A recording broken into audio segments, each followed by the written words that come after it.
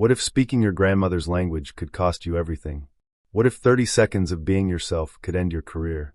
This happened to Maya Chen in Seattle, and her story will change how you think about workplace discrimination forever. Aurora and Pine stood as a monument to Seattle's tech-fueled gentrification, nestled in the heart of Capitol Hill, where old character buildings housed new money establishments. The restaurant epitomized everything about the city's transformed dining scene: sleek industrial design, fusion cuisine that borrowed liberally from Asian traditions, and prices that made even software engineers wince. A single seared scallop commanded $34, while reservations required a 2-week wait and the kind of connections that came with custom timepieces and unlimited expense accounts. The interior whispered wealth through warm Edison bulb lighting, exposed brick walls, and plates that resembled art installations more than food delivery systems. The clientele matched the aesthetic: tech executives, venture capitalists, and the kind of people who discuss stock options over sake flights. They expected perfection delivered through invisible hands, servers who anticipated needs, moved like shadows, and never, ever disrupted the carefully curated atmosphere of refined consumption. Maya Chen had mastered this dance of invisibility over 3 years of service. At 27, she possessed an almost supernatural ability to read a table's energy, knowing exactly when to refill water glasses, when to disappear, and when to emerge with perfectly timed recommendations. The regulars knew her name, appreciated her consistency, and left her alone to do what she did best: provide seamless, professional service that made their dining experience feel effortless. Beneath her crisp black uniform and perfectly composed demeanor, Maya carried stories most of her customers would never imagine. Born in Seoul but raised in Seattle after her parents' death in a car accident when she was 7, she had been shaped by her grandmother's fierce love and unwavering strength. Halmoni had brought Maya to America with nothing but determination and a fierce belief that education and hard work could overcome any obstacle. Maya's Korean never left her, even as she navigated American schools and learned to code switch between cultures. At home, she and Halmoni spoke only Korean, watching K-dramas while making kimchi jjigae and discussing everything from Maya's poetry to Halmoni's memories of a divided homeland. Korean was Maya's heart language, the tongue of lullabies, comfort, and unconditional love. In public, Maya had learned to be careful. Seattle's supposed progressiveness didn't always extend to its service industry, where assumptions ran deep and stereotypes died hard. Customers saw a young Asian woman in a server's uniform and made their own conclusions about her background, education, and capabilities. Maya didn't correct their assumptions about her speaking Spanish when they heard her on the phone with friends, or their surprise when she demonstrated knowledge beyond taking orders and carrying plates. Her apartment off Pine Street reflected her dual existence: Korean language poetry books stacked beside American cookbooks, photos of Seoul's palaces next to snapshots of Pike Place Market. Maya dreamed of culinary school, of opening her own place that would honor both her heritage and her adoptive home. Every shift at Aurora and Pine brought her closer to that goal, each tip carefully saved toward a future where she could be both Korean and American without apology. Thursday afternoon shifts usually crawled at Aurora and Pine. The lunch rush had dissipated into the dead zone between meals, leaving Maya to polish already spotless surfaces and prep for the evening service. Rain painted Seattle's streets in their familiar gray wash, driving away the usual foot traffic and leaving the restaurant nearly empty except for 2 occupied tables. Table 12 hosted a couple engaged in the kind of heated whisper fight that money couldn't fix, something about prenups and trust funds. Table 7 held a solitary figure that commanded attention even in silence: Marcus Whitmore, venture capitalist and regular patron, whose presence always shifted the restaurant's energy. Tech money had made him wealthy beyond most people's imagination, and he wielded that wealth like a weapon of casual entitlement. Whitmore wasn't just any customer. He was the customer who could make or break careers with a word to management. He preferred his Japanese whiskey neat, his water with exactly 2 ice cubes, and his servers to be present but invisible. Maya had served him at least 20 times without incident, learning his preferences and adapting her service style to his particular brand of demanding silence. That Thursday, Maya's phone buzzed with an unfamiliar urgency. Halmoni's name appeared on the screen, unusual for the middle of a workday. Maya's grandmother only called during emergencies or special occasions, and Maya's heart immediately tightened with worry.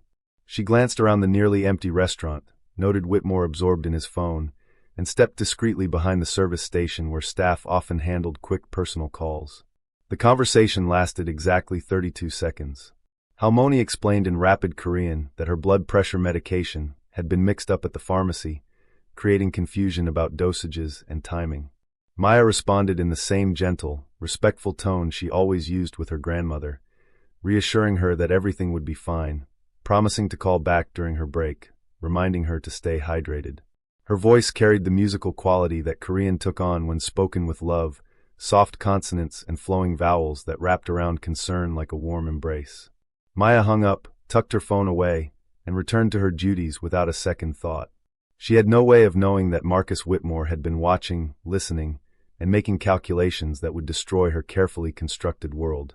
From his vantage point at table 7, Whitmore had observed Maya's entire phone conversation.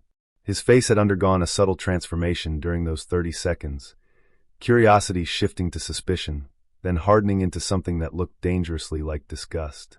He didn't understand Korean, but he understood enough to recognize that Maya wasn't the person he thought she was. When Maya approached his table minutes later with her usual professional composure, the atmosphere had already shifted. "Would you like another drink, Mr. Whitmore?" she asked, maintaining the same tone she'd used hundreds of times before. His response cut through the restaurant's ambient music like a blade. "Didn't know this place hired spies." Maya blinked, genuinely confused. "Excuse me? You speak Chinese now?" His voice carried an edge that made nearby diners glance over. "That's what that was, right?" "I was speaking Korean to my grandmother," Maya replied carefully, maintaining her professional demeanor despite the growing tension. Whitmore scoffed, leaning back in his chair with the casual cruelty of someone accustomed to being obeyed. "Right. Sure you were." He paused, letting his words hang in the air like a threat. "If you're going to have secret phone calls during work hours, maybe make sure the language is a bit more familiar." The words hit Maya like a physical blow, not because of their volume, but because of their casual dismissal of her entire identity. She had been reduced to a stereotype, a threat, a foreign element that didn't belong in Whitmore's carefully ordered world. "I stepped away from service, and it was a brief personal call," Maya responded, her voice steady despite the tremor she felt inside. "I apologize if it disturbed you." Whitmore waved her away like she was an annoying insect, returning his attention to his phone with the dismissive finality of someone who had already moved on to more important matters. Maya walked away on shaking legs, not from fear but from the horrible realization that 30 seconds of her authentic self had somehow become a weapon against her. The next morning, her name was conspicuously absent from the work schedule. When she arrived at the restaurant seeking clarification, manager Rebecca Torres was waiting with a folder full of empty threats and hollow apologies. Maya sat across from Rebecca Torres in that sterile office, watching her manager fumble with an empty folder like it contained the secrets of the universe. The air in the room felt thick, heavy with the weight of words that hadn't been spoken yet, but somehow filled every corner. "So," Rebecca began, clearing her throat like she was about to deliver a rehearsed speech. "I wanted to have this conversation face to face because I respect you." And there it was, the first red flag. When someone starts a conversation by telling you how much they respect you, you know something terrible is about to happen. Maya kept her face neutral, her hands folded in her lap. "Okay." Rebecca hesitated, opening that empty folder and staring at it like it might magically produce the words she was struggling to find. "We've been reviewing some concerns that were brought up regarding your conduct during yesterday's shift." "Conduct?" Maya's voice was steady, but inside, her heart had started that slow, heavy beat that comes with bad news. "Yes," Rebecca said, still not making eye contact. "There was a guest who expressed discomfort with how you handled yourself. Specifically, the phone call you took during service hours." Maya felt something cold settle in her chest. "I wasn't on the floor. I was behind the service wall. It was a quick personal call. Nothing inappropriate." Rebecca nodded like she was listening, but her expression hadn't changed. She looked like someone who had already made up her mind and was just going through the motions. "It's not just about the call itself," she continued. "It's about how it was perceived. There were concerns about professionalism, brand image, communication standards." Maya's voice was quiet when she asked the question she already knew the answer to. "Because I spoke another language?" For the first time, Rebecca looked directly at her, and in that moment, Maya saw everything she needed to know. Guilt, hesitation, fear. But not the kind of fear that comes from doing something wrong. The kind of fear that comes from doing something you know is wrong but feeling powerless to stop it. It's complicated, Rebecca said, which is what people say when they don't want to tell the truth. So I'm being fired because someone was uncomfortable hearing Korean in a restaurant that serves kimchi fried rice and bulgogi tacos. Rebecca flinched at the directness of it. It's not personal, Maya. You've been a great worker, but this is about maintaining a certain standard. Maya felt something break inside her chest. Not anger, not yet. Just this deep, aching disappointment that comes with realizing someone you thought you could trust doesn't have the courage to stand up for what's right. This came from Marcus Whitmore, didn't it? Rebecca paused. Then finally, he's a major investor. You know how these things go. Maya stood up slowly. She didn't slam her chair or raise her voice. She just looked Rebecca in the eye and said, "You could have defended me. You could have told him I did nothing wrong." "I have a job to protect too," Rebecca said quietly, and those 7 words said everything about power, fear, and moral cowardice in the modern workplace.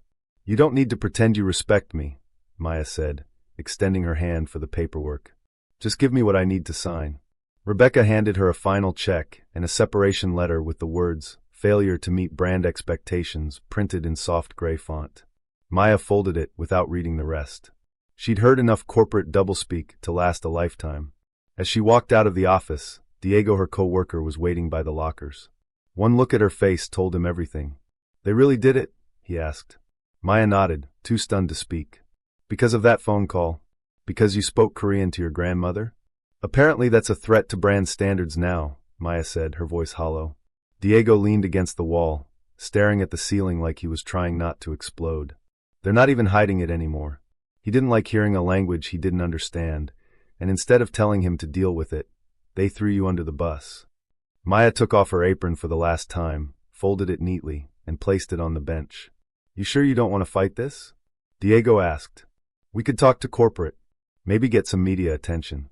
Maya thought about it for a moment. Part of her wanted to fight, wanted to make them pay for what they'd done. But she was tired. Bone deep, soul tired. "I need time to think," she said. She walked out into the Seattle afternoon, and the familiar gray sky felt different somehow. Not because the weather had changed, but because she had. She sat in her car for a long time before starting the engine, just trying to process what had happened. Then she pulled out her phone and sent a text to Halmoni. "I got fired today. I'll call you later. Love you." What Maya didn't know was that her story was about to become much bigger than one woman losing her job. Diego Martinez had worked in Seattle restaurants for 15 years. He'd seen discrimination before, the subtle kind that happens in staff meetings, the not-so-subtle kind that happens when customers think servers can't hear them. But what happened to Maya crossed a line he wasn't willing to ignore. That afternoon, while Maya was at home trying to figure out how to tell her grandmother what had happened, Diego was posting in a private Facebook group for Seattle service workers. He didn't use Maya's name or mention Aurora and Pine specifically. Just a simple paragraph. "A coworker of mine got fired yesterday. Not for being late. Not for being rude. Not for breaking any rules." She answered a 30-second phone call in Korean, speaking to her grandmother about medication. One customer didn't like it. Now she's unemployed. Think about that. Diego thought maybe a few people would comment, maybe share their own similar stories. He wasn't trying to start a revolution. He was just angry and needed to tell someone what he'd witnessed. But the internet has its own rules about what catches fire and what doesn't. By midnight, his post had been screenshot and shared dozens of times. By the next morning, it was circulating on Twitter, Reddit, and TikTok. People were adding their own.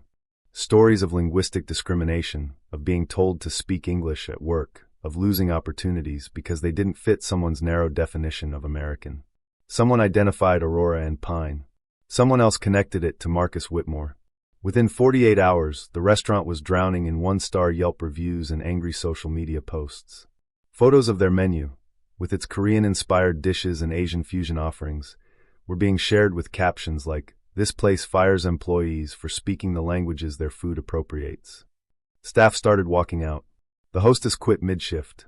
One of the line cooks threw his apron on the floor and left without saying a word. Diego called Maya that night. "It's chaos here," he told her.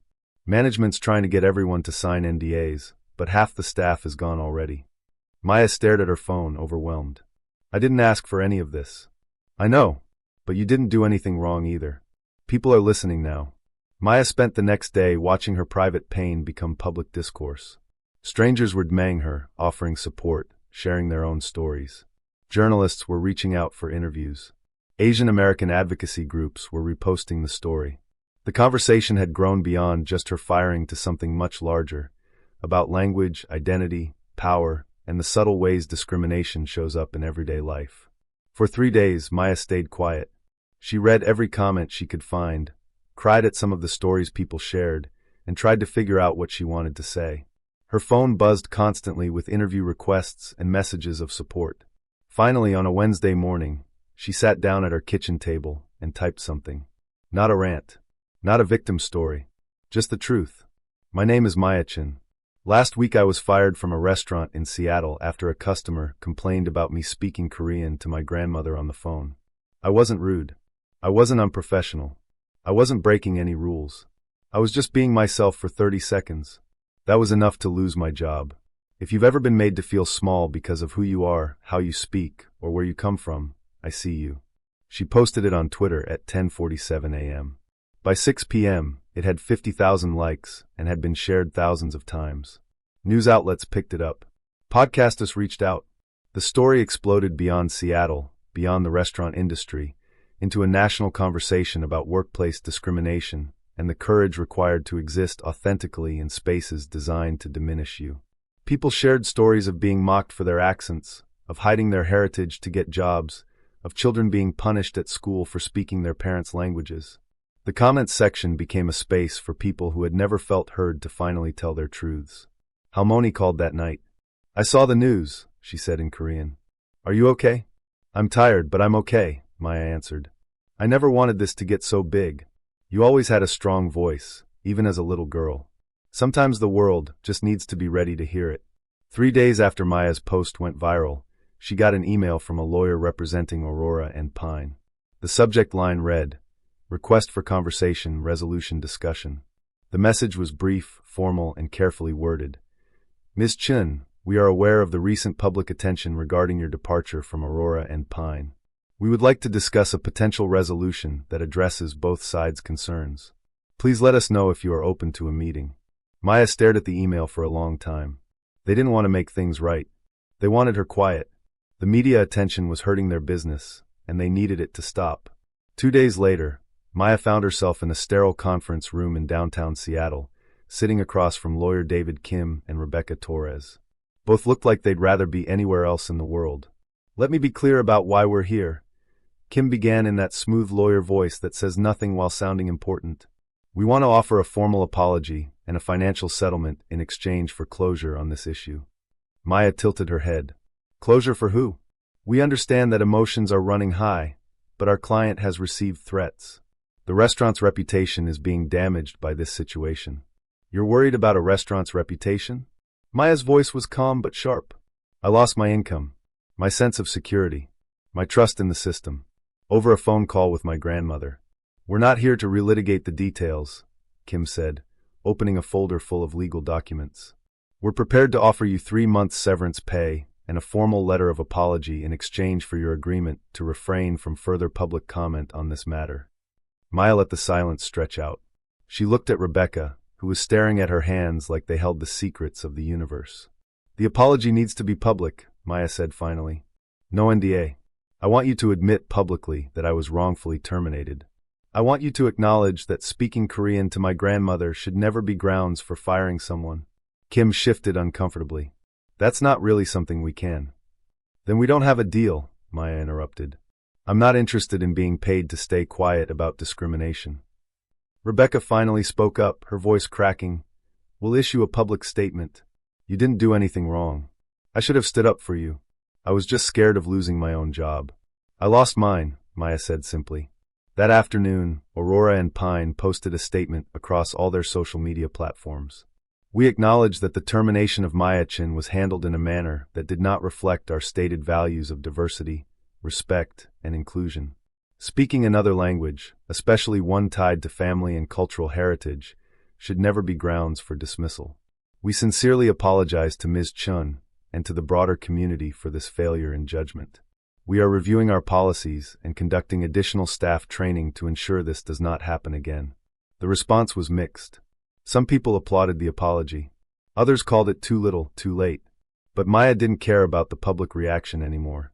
She had spoken her truth, demanded acknowledgement, and refused to be silenced. That was enough. A month later, Maya was sitting on a bench overlooking Elliott Bay with Diego, sharing coffee and watching ferries cross the gray water. "So what's next?" Diego asked. Maya smiled, the first genuine smile she'd felt in weeks. "Culinary school. I'm using part of the settlement money to enroll in the program at Seattle Central. And I'm starting a blog. About what? Food. Stories. Language. Identity. All the things that make us who we are." She paused, watching a seagull dive for fish in the choppy water. "I spent 3 years making myself smaller so other people would be comfortable. I'm done with that." The blog, launched 2 months later, was called Kitchen Languages. Maya wrote about her grandmother's recipes alongside reflections on growing up between cultures, the power of food to tell stories, and what it means to find your voice when the world keeps telling you to be quiet. The response was immediate and overwhelming. Messages poured in from readers who had never seen their experiences reflected anywhere else. A young woman from Portland wrote about being told not to speak Tagalog at her retail job. A man from Denver shared his story of hiding his Mexican heritage to advance in corporate America. College students, immigrants, second-generation Americans, and people who had spent their lives code-switching between identities, they all found community in Maya's words. Maya still calls her grandmother every few days. They still speak in Korean. But now Maya answers with the phone on speaker, in grocery stores, on buses, in coffee shops. Not as a statement or a protest, but simply because she refuses to whisper her love anymore. The bigger lesson of Maya's story isn't really about one restaurant or one racist customer. It's about the millions of small compromises people make every day to fit into spaces that weren't designed for them. It's about the cost of silence and the courage required to speak your truth in a world that profits from your invisibility. Maya didn't start a movement. She didn't burn anything down. She just refused to accept that speaking Korean to her grandmother made her unemployable in a restaurant that served Korean-inspired food to wealthy white customers who had never experienced discrimination in their lives. Her voice, speaking Korean with love, English with precision, and truth with unwavering clarity, became a reminder that authenticity isn't negotiable, that your story matters, that your language, your culture, your identity deserve space in this world. If this story resonates with you, if it reminds you of something you've lived through or witnessed, share it. Let it start conversations in your workplace, your family, your community. Because change doesn't happen in conference rooms or policy meetings. It happens when ordinary people decide they're done being quiet. Maya's story continues today. She graduated from culinary school and opened a small restaurant in Seattle's International District. The menu changes seasonally, but it always features dishes that honor both her Korean heritage and her American experience. The staff speaks 12 different languages between them, and customer complaints about linguistic diversity are politely but firmly redirected to the door. Above the kitchen, in both Korean and English, hangs a simple sign: "Your voice matters here." In the end, Maya didn't just lose a job, she found her freedom. And freedom has a sound. It sounds like your own language, spoken without fear, in front of anyone who's listening. It sounds like truth, even when that truth makes people uncomfortable. It sounds like love, even when that love is expressed in words others don't understand. That's the sound of Maya's voice now. Clear, strong, and absolutely uncompromising. And once you find that voice, nothing can ever take it away from you.